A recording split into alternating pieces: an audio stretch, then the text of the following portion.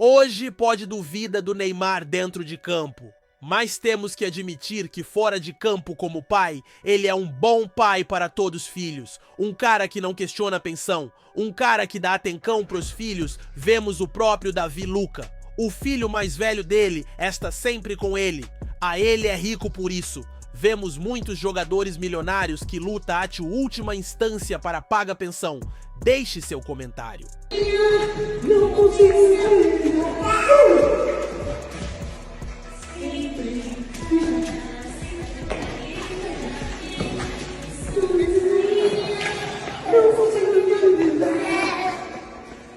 Agora.